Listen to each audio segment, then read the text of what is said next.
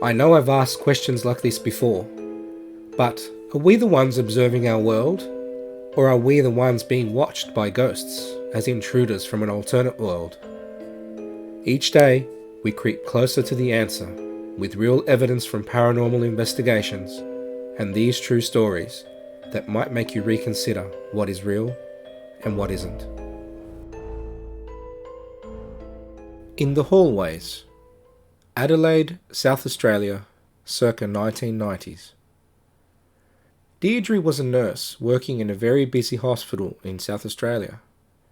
It was just another regular busy afternoon shift in the operating suite of this major hospital when Deirdre caught a glimpse of a small blonde-haired boy, aged about 4 years old.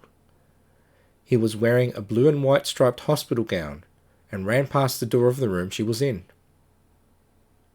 She paused for just a second and gave it some thought. It would be unusual at the best of times for a child to be in this area, as it was the operating suites, and it was generally a restricted area. The corridor where she had seen the little boy went from the operating rooms down to the staff-only area, and the whole suite could only be accessed using a swipe card. Deirdre went to the doorway to see if she had seen the right thing, and saw the boy at the end of the short corridor. She saw him run and turn the corner towards the staff lounge. Now the staff lounge only had one way in and one way out, and there was nowhere else for the boy to go. As Deirdre started to walk towards the staff room, she heard footsteps behind her.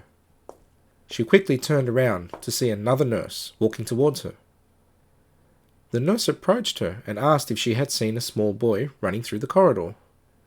This second nurse explained that as the boy was in a hospital gown, that she thought it was a patient that had left one of the wards, but she couldn't quite work out which ward he had come from. Deirdre confirmed that she had indeed seen the little boy and that he had turned the corner into the staff room. As there was nowhere else for him to go, and they would have seen the young boy leave the staff room, they walked down the rest of the corridor together to confront the little boy and find out where he was supposed to be. They both walked into the staff lounge, as she had told the nurse that's where the boy had gone.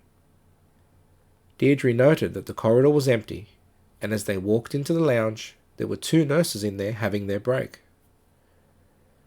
Deirdre looked around the room and saw nothing out of the ordinary, and there was no boy in there. She asked the nurses on their break about it as well, and they told her that neither of them had seen the boy. When Deirdre insisted, they said that she must have made a mistake, as there was no child there. Deirdre and the second nurse searched the room just to be sure, but they couldn't find him. This concerned them, as they thought there was a small unattended patient on the loose. Together, they turned back around and headed back out into the corridor. They headed back up to the theatre area and had a look around.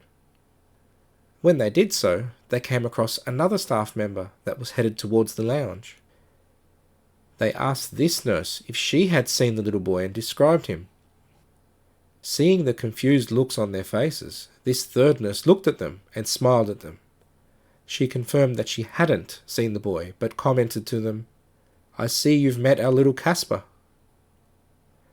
Confused, Deirdre asked what she meant by that, and the lady explained that the little boy had been seen on lots of occasions in the operating suite area, and that as he looked like a real boy, many staff members had gone searching for him, just as they had that night. Apparently it was common for staff to see him go down this corridor to the staff lounge, and then no one would be able to find him again. Shocked, Deirdre confirmed that it was exactly what had just happened. This third nurse then explained that the corridor used to go through to the intensive care unit before the renovations were done some 10 years earlier, and that what is now the staff lounge area was the area that had been private ICU rooms for families to say goodbye. Over the years, he had been seen by a lot of staff, but the story wasn't widely circulated, and she asked them not to say anything, as the hospital didn't like stories like this circulating.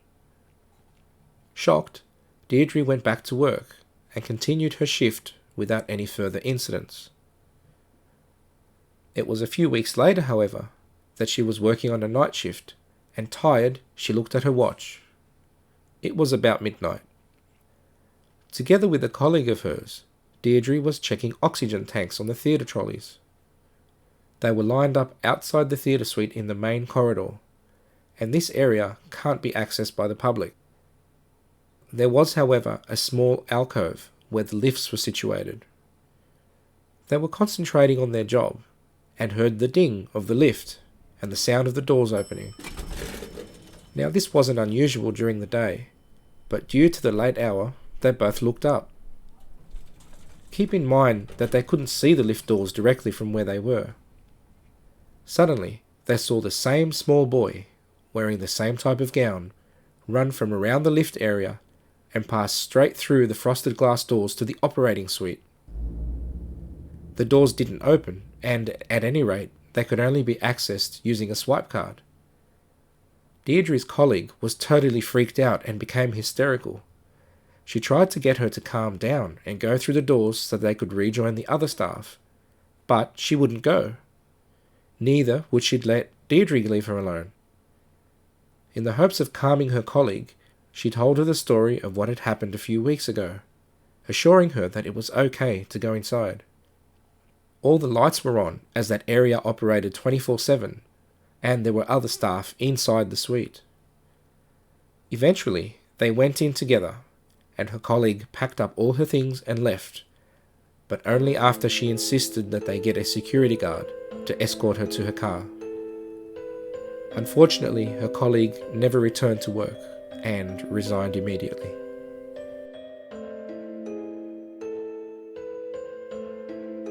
Hi everyone, thank you for your ongoing support and being fans of the show. I just wanted to let you all know about our website at www.chillingtruetales.com. Feel free to check it out. You can listen to all my episodes there, read about any updates, and feel free to leave a review, if that's your kind of thing.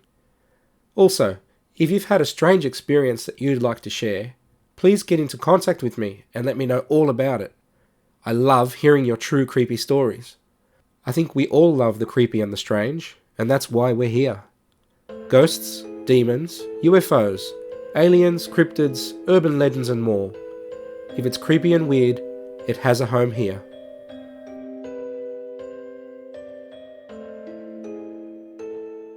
Keeping Company, Florida, USA, circa 2020. Aaron lived in Bucks County, Pennsylvania, and he had a good network of friends there. His best friend Peter lived nearby, and as the years went on, Aaron got to know the family well. He was almost considered another family member. As they grew into adulthood, his best friend Peter ended up moving away to Florida. But Aaron was so close to the family that when Peter's mother Janet passed away, he helped out in the funeral arrangements and in any way he could. Janet was cremated, and Aaron volunteered to drive the ashes to his best friend's home in Florida. When he arrived in Florida, it was a very emotional time for them both. As it had been a long trip and the family was going through a very hard time, Peter had asked Aaron to stay a few days with him. Aaron obliged and recalled that he was getting ready for bed on that first night. He prepared for bed, and as he did, he remembers that he closed the bedroom door, but then thought about locking it. He decided not to because he thought that the family dog could come into his room at night if he wanted to. The family dog loved company and loved to snuggle up with guests and family on their beds. The night went without incident. Well, almost. In the early morning, as Aaron lay on his side, he was facing the window with the door behind him. The night seemed to drag on longer than usual, but Aaron didn't mind.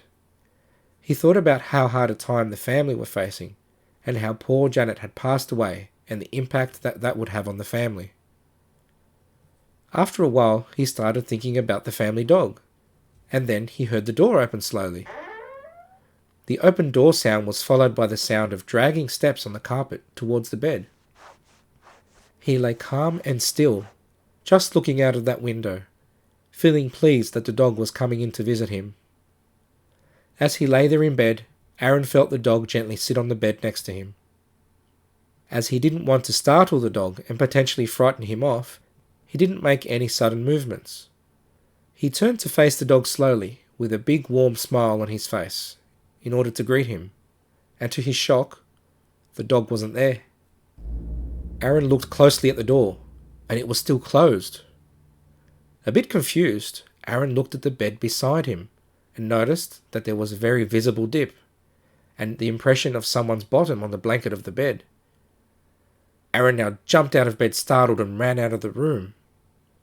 The sun was slowly coming up over the horizon now, and so Aaron waited in the blessed light of the sunrise in the lounge room of the house, and waited until his friend woke up. Aaron said that he would never forget that experience, and that he knew in his heart that it was his friend's mother Janet, because she dragged her feet when she walked, and that matched the sound that he had heard on that early morning in the bedroom.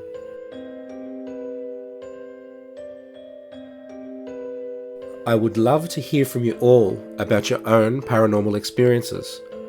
Our email details are at the end of the show and in the description. Who's watching? South Wentworthville, New South Wales, Australia. Early 2007. Davin and Kelly had been in a relationship for a few years. However, the relationship broke down and was at the point that it was beyond repair. The breakup was very messy, and there were many unresolved issues that they needed to work through. They met up a few times to discuss the breakup and what the next steps were, and oftentimes these were conversations that were quite emotional and stressful. On one particular night, it was quite late, almost midnight, and as nothing was open and there was nowhere left to discuss things, the two of them sat in her car to have a private conversation. The car was parked out the front of Davin's home, and they were far enough from anywhere that they wouldn't be disturbing any of the neighbours. The conversation about what had happened, what went wrong, and what would happen next was being had.